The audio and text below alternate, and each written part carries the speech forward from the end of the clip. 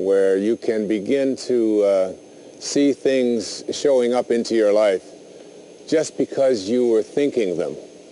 And for some of us who are very practical minded, we think, well, that's absolutely impossible. All of these things are just coincidences.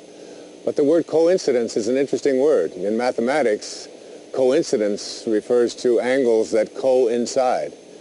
And in mathematics, two angles that coincide are said to be two angles that fit together perfectly.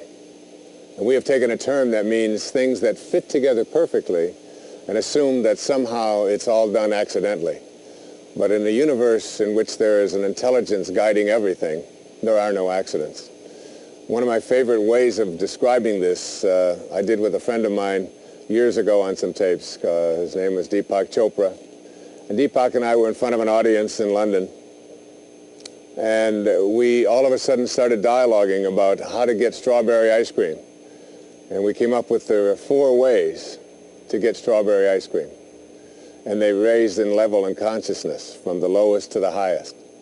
So the first way of getting strawberry ice cream is to have a thought. Everything always starts with our thoughts. And the thought is, gee, I'd really like to have some strawberry ice cream. And then you act upon that thought. You get up, you get on your bicycle, you get into your car, you go for a walk, you go to the store, you purchase your strawberry ice cream, and you come home and you say, I've got strawberry ice cream.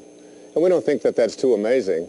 But if you really look at it, it is very amazing, because that thought is invisible, it's formless, it's internal someplace. We know there's a command center in our brain, but we've never seen the commander that's in there who says, I think I'd like to have some strawberry ice cream. So it's a pretty amazing process. Have a thought and then act upon it. The second way to get strawberry ice cream is to have a thought, gee, I'd really like to have some strawberry ice cream, and you stay right where you are. And you send one of your children off to get the strawberry ice cream. And this is a higher level of consciousness, because here you are just sitting there having a thought, and you just express a word, and someone else goes off, gets the strawberry ice cream, brings it back to you, and you think, this isn't too bad a way of doing it. The third way we talked about on stage was the more intriguing way. And the third way to get strawberry ice cream is to have a thought, gee, I'd really like to have some strawberry ice cream. And then someone walks by and they say to you, excuse me, is this your strawberry ice cream?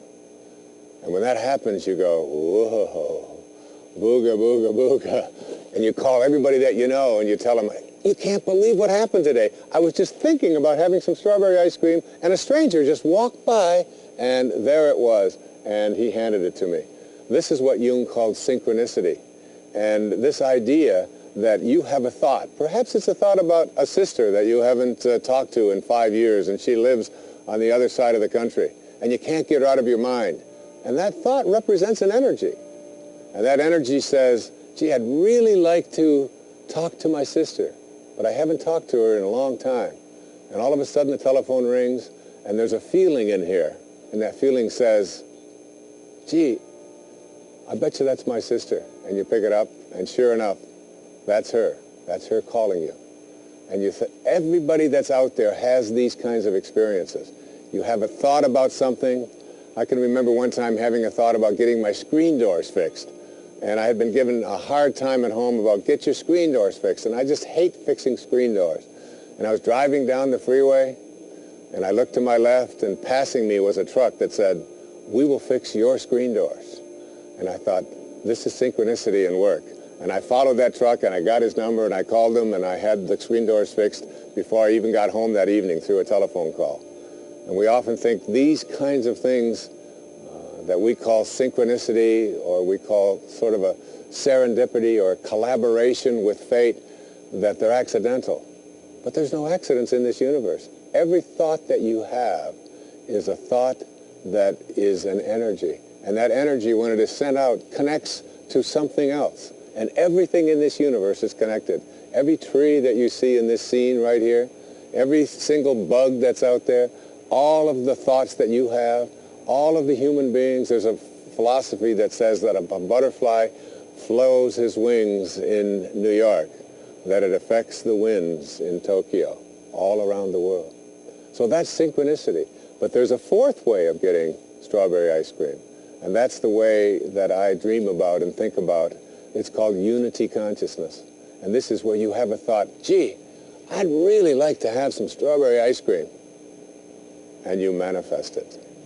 In the scriptures, this is called the gift of fish and loaves, that you live at such a high level of consciousness that whatever it is you place your attention on shows up, and you become the creator or the co-creator of your life. But those are the 4 ways of getting strawberry ice cream. The first is quite easy. You have a thought, and you go out and get it. The second is you have a thought, and someone else does it for you. That third one, called synchronicity, that's one in which you can begin to see that when you have a thought, you have the power to attract into your life what you're thinking about, even though you may not be consciously aware of it. You can literally negotiate the presence of what you place your attention on. And ultimately, even the least among you can do all that I have done and even greater things. And this means that we all have that capacity to have the gift of fish and loaves in our lives, or to manifest what we would like. Basically, there are 3 levels of consciousness that I like to speak about. They go from low to high. The lowest level of consciousness is what I call ego consciousness. And it's the time when we believe that who we are is our bodies and what we can do and what we have and what other people think of us. We essentially believe we're separate from everyone else, and we're separate from what we would like to attract into our life. We're separate from God. And we go through our lives sort of believing that we are so special and so important, more so than others, and in competition with others. And then there's a level of consciousness that I call group consciousness. And this may be higher than ego consciousness, but it still causes a lot of problems. This is where we begin to identify ourselves in terms of the groups we belong to. I'm an American, you're a Canadian. I am male, you are female. I'm Republican, you are Democrat. I am Muslim, you are Catholic, and on they go. And ultimately, we create an enormous amount of conflicts and ultimately wars over this group identification. But there's a third level of consciousness, is the one that I've always aspired to and try to teach people to go to, and that's called mystical consciousness, or unity consciousness, or even God consciousness. And this consciousness is one in which we begin to see ourselves not as separate from each other, but as connected to each other. And when we see another human being, we see the unfolding of spirit rather than their appearance, what color they are, what shape their eyes may be, what their belief systems or cultures they belong to. That all gets shifted into seeing the connection between all of us. And my friend Ram Dass, many, many years ago, tells a wonderful story that illustrates how difficult it is for some people to understand this level of consciousness. And he tells a story of a shepherd. And the shepherd was tending to his flock. And a person from this ego consciousness from another part of the world approached him. And he said to the shepherd, he said, would you mind if I ask you a few questions about your sheep? And the shepherd said, why, certainly. He said, well, tell me, he said, how far would you say your sheep graze or walk in a given day? And the shepherd said, well, I can't answer that question unless you tell me which ones you're speaking about, the white ones or the black ones. Well, this man said, the white ones. He said, well, the white ones walk 4 miles every single day. We've measured that. He said, that's amazing. And he said, what about the black ones? He said, well, the black ones also walk 4 miles. Well, he was a little perplexed by that, but he said, well, tell me this. He said, tell me, how much food would you say your sheep would eat in a given day? And the shepherd again said, well, I can't answer your question unless you tell me, are you speaking about the white ones or the black ones?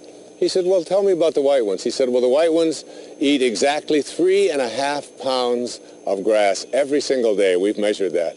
He said, really? He said, well, what about the black ones? And he said, well, they eat 3.5 pounds as well. Well, the man just got a little more frustrated. Finally, he said to him, he said, well, in the springtime, at shearing time, he said, how much wool would you say your sheep give? And the man said, which are you speaking about? He said, well, the white ones. And he said, well, we've measured that. He said, the white ones give 6 pounds of wool every spring at shearing time. And he said, well, what about the black ones? He said, well, the black ones give 6 pounds also. Finally, the man was beside himself. He just couldn't understand this. And he said to him, I don't understand this. Every time I ask you a question about your sheep, you ask me to divide them into the white ones and into the black ones, and then you tell me they're exactly the same. He said, why would you do that? He said, that may be a bit confusing to you. He said, let me explain. He said, you see all of those sheep out there? He said, yeah. He said, you see the white ones? He said, yeah. He said, I see the white ones. He said, well, the white ones are mine. I was given them, I raised them, and they're all mine. I own all of those sheep. Oh, he said, I understand. And he said, what about the black ones? He said, well, I own them too. And that was the story. And it was the story that I've always been amused by. I remember when I called one of my friends, and he laughed out loud at that story, Deepak Chopra. He said it got to him. The idea was that we, and from ego consciousness and group consciousness, need to divide everything into colors and into appearances. But there are some of us who understand that those are just artificial divisions and dichotomies. And in fact, everything in the universe is all sharing the same intelligence. We're all one, even though we try so hard to divide them up.